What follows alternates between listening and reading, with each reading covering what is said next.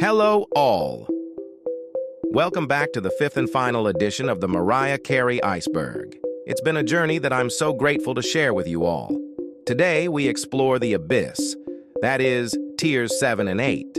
Prepare to have new information that Mariah may have left out of her book, but may have mentioned offhand over the past 30 years. Let us begin. Tier 7. Tommy's grooming, rumored working girl before fame. I'm going to pair this with another topic in Tier 8 to create a dichotomy of sort in order to compare and contrast the story that Mariah Sony gave and the two stories that were rumored to have happened. Mariah met Tommy when she was freshly 18 in 1988, with Tommy being 39. This contributes to a 21-year age gap between the two. Tommy had a wife and kids at the time. In the creation of Mariah's eponymous debut records and Emotions, the relationship turned from business to romantic. Tommy viewed Mariah as flirtatious in their work together. In his book, he mentions that Mariah complimented him on his tan after a vacation. In his mind, that was her coming on to him. Now, Tommy was told multiple times by everyone he knew not to go through with this relationship, especially with their future marriage. Even his therapist pleaded with him weeks before the wedding. Mariah, admittedly, was open about her viewing Tommy as this patriarchal figure in her life, notably in the song Petals from the 1999 album Rainbow. It's safe to say Mariah didn't necessarily know all of the events that would commence over the next 10 years when she met Tommy at that industry party back in the 80s. Now, I want to preface this by saying that this is pure rumor from Lipstick Alley, from those claiming to be close to the Carey camp pre-fame.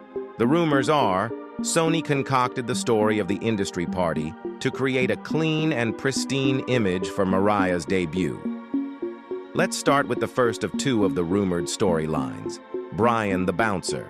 It's been confirmed by Mariah on a 2005 appearance on The Ellen Show that she dated a bouncer for a period of time before fame. But everybody thought it was going to be this hot party, and my boyfriend at the time was a bouncer, so he was like a real bouncer for a real bar, and he was like 6'5", so he was charging people like how he liked them. If he liked them, they could get in for cheaper. If he didn't like them, they had to pay like $10. Charlie Sleuth on Lipstick Alley made a 2012 statement saying the following: Brian worked at a club known as Heartbounds in Huntington, where Mariah lived at the time. Brian also was rumored to sell substances as a side hustle. In this story, Mariah actually attended the industry party with Brian and Brenda K. Starr. Allegedly, as soon as Mariah got in conversation with Tommy, she immediately broke up with Brian that same night. Of course, Brian was upset about and cried and cried. However, Mariah and Brian were rumored to have been in contact with each other until just before Mariah's debut came out. Now is time that I mention another rumor, this time regarding Tommy Mottola. It's rumored that he allegedly had ties with the mob and had more than enough connections to make things disappear, as if they never existed. Remember I said something about Brian possibly selling substances? Well, he got caught just in the beginning moments of Mariah's album promotion. And because they were still in contact with one another, it's alleged that Mariah was all over his answering machine. Long story short, this whole debacle was covered up. And while many news articles reached out to Brian to get a statement about Mariah's rumored past, he never spoke one word. Ask yourself, why? Let's briefly talk about story number 2. Another rumor from Lipstick Alley also claims that the Cinderella story given by Sony about Mariah was fictitious. This leads to the ridiculous claim that Mariah was a working girl before fame. This doesn't have much validity, as it's based off of the fact that Mariah's sister Allison also partook in that range of work. As we all know from Mariah's book, she ran away from that life, especially when Allison allegedly tried to set her up with a pimp. While this was a claim in the mid-aughts on message boards, It has since been picked up over the past 3 years by former singer and media personality Jaguar Wright, Tennessee, 2008. This was a one-off movie Mariah starred in, produced by Lee Daniels. It's a semi-Western drama in which Mariah plays a waitress in an abusive relationship who dreams of being a singer-songwriter. She quits her job and joins brothers Carter and Ellis, whom the latter has leukemia, to Tennessee to attempt to save his life via a bone marrow transplant. It's a great movie. Highly recommend. Assistant lawsuit and leaked photos. I'm going to keep this as brief as possible.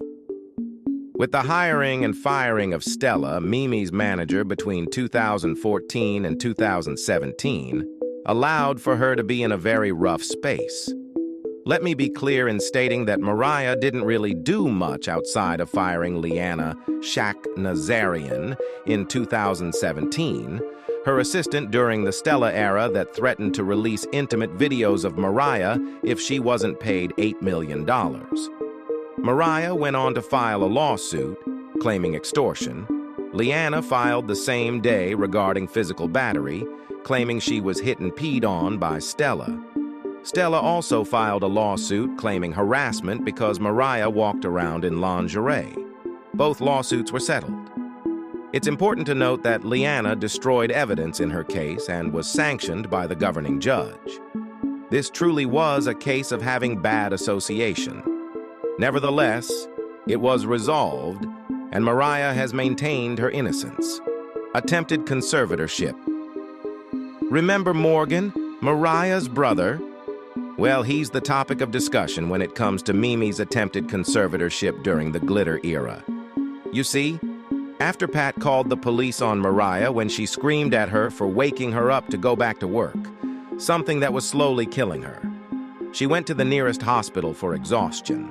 Almost immediately after being discharged, Morgan offers a spa in Los Angeles. What was promoted as a spa was actually a hardcore rehabilitation center where she was committed to involuntarily. In such a fragile state, it would be easy for Morgan or Pat to become executors over Mariah's career and even herself. In an unfortunate turn of events, the same day the Glitter soundtrack was set to be released, one of America's most terrible tragedies occurred: 9/11. It was because the towers had hit that morning, Mariah was able to sneak out of the facility. In the Lamborghini, we've seen the pictures of Mariah on that very fateful day, and now we know the truth about the sadness in her eyes. Demiza car incident, 2001. This is another one of the alleged incidents that happened during the Glitter era. Demiza, Mariah's long-term collaborator, friend, and rumored boyfriend, accompanied Mariah to the emergency room during that same night that Pat called the police. It's alleged that Mariah attempted to jump out the moving car. Mariah claims that it didn't exactly happen that way and that she wasn't attempting to unalive herself. Beautiful remix video accident. This is something we briefly discussed last video. The hashtag Beautiful Remix video, which was directed by Nick Cannon, came to a grinding halt when Mariah suffered a fall which completely dislocated her shoulder. She wore a sling for majority of the rest of 2013 and the beginning of 2014. Rumored lesbian affairs. Mariah's likeness was no stranger to the tabloid ring frenzy that was Hollywood in the mid-aughts. I mean, she was one of, if not the most talked about person of 2005. In the time period between the emancipation of Mimi and E equals MC squared, Mariah had found herself in a bit of a tizzy when it came to who she was shacking up with. First, it was Da Brat, Mimi's longtime friend and collaborator. Then it was Missy Elliott. Then it was all three of them together.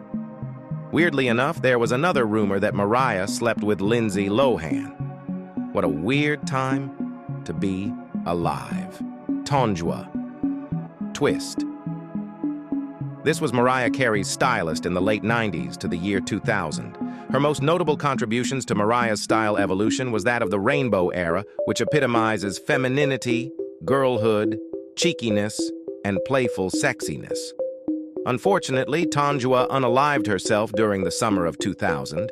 Mariah dedicated a song to her on Glitter by the name of Twister, which is such a beautiful song. May Tanjua rest in peace. Tier 8. Patricia Carey's sacrificial ties to the occult. A fairly recent discovery that rears its ugly head to the media every now and again. This refers to the rumored cult ties Patricia is claimed to have by Allison and later corroborated by Morgan. Down by the water in Huntington, there was a building, big building, tall, right through the bushes at the fellowship. And they'd have these big circles of these Satanists around an altar where the people, sometimes in hooded long cloaks that were brown with hoods, and they'd be in a circle or two circles, one inside of the other, by the altar, where there'd be live children and sometimes babies, but not at the same time, one at a time. So, and that would happen at night. It never happened during the fellowship. I saw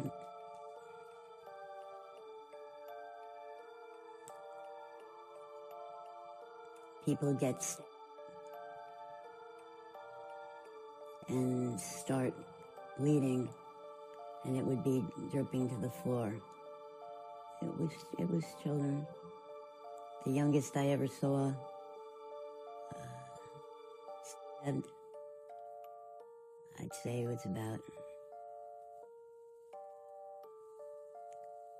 younger than 2 years old. And then there were several that were 2 and 3 years old.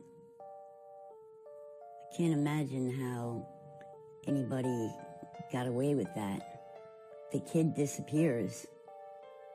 Essentially, in the late 60s to early 70s, Pat is said to have allegedly taken her oldest 2 children to these satanic rituals that often included sacrifices.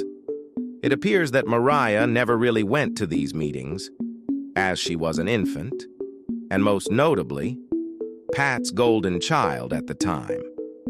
In an effort to convey as much knowledge as possible, I did my research on a few of the cultish groups that were in the surrounding Huntington area. There's not much information on the actual cult name. However, there are a few leads to where these practices may have happened. The Universalist church that the Carey family attended is still in operation to this day. The very tall building that Allison describes can be one of 2 places. The most far-fetched is that of Kings Park Psychiatric Facility. While it was still in operation in the 70s, majority of the buildings had been closed and abandoned due to the lessening population of the facility. The gigantic main building was hardly ever in use for the last 20 years of its operation. The only thing about this location is that it's about 10 miles away from the Universalist church Allison mentioned. The more plausible location that these events may have been held is Ferguson's Castle, aka the monastery. This was a gigantic compound built by a pathologist in 1908. Over the course of 50 years, the abode became vacant and was picked up by Suffolk County in 1964 and later partially demolished in 1970. It's very likely that this is the place Allison has mentioned, as it fits the criteria of everything she mentioned in that infamous video. Nevertheless, we don't necessarily know if this is the truth. Samantha Cole. The Mariah-obsessed fan turned singer, Samantha Cole, makes for quite an interesting story. She took her love for Mariah to the extreme, making her debut album cover resemble Mariah's, dating Walter Afanasieff, and even going to the lengths of begging Pat for vocal lessons. 1999 was the year when things finally came to a head. Surprisingly enough, Samantha spun the story to make it seem like Mariah was stalking her because she was dating Walter. It seems as if she would do anything to get in the industry and anywhere near Mariah. Did you know she tried to sell herself as Nat King Cole's daughter while not even bearing the same racial background as him? She did have a small amount of success, most notably being on Shaggy's re-recorded version of Love Me in 2000. In the beginning of the millennium, Mariah and Samantha officially crossed paths at a nightclub. Samantha was eager to be face-to-face with her idol. Mariah obviously didn't share the same enthusiasm. It's rumored that she and her friends threw ice at Samantha until she finally left them alone. I can't believe I'm saying this, but we are officially done with the video, and thus, this series.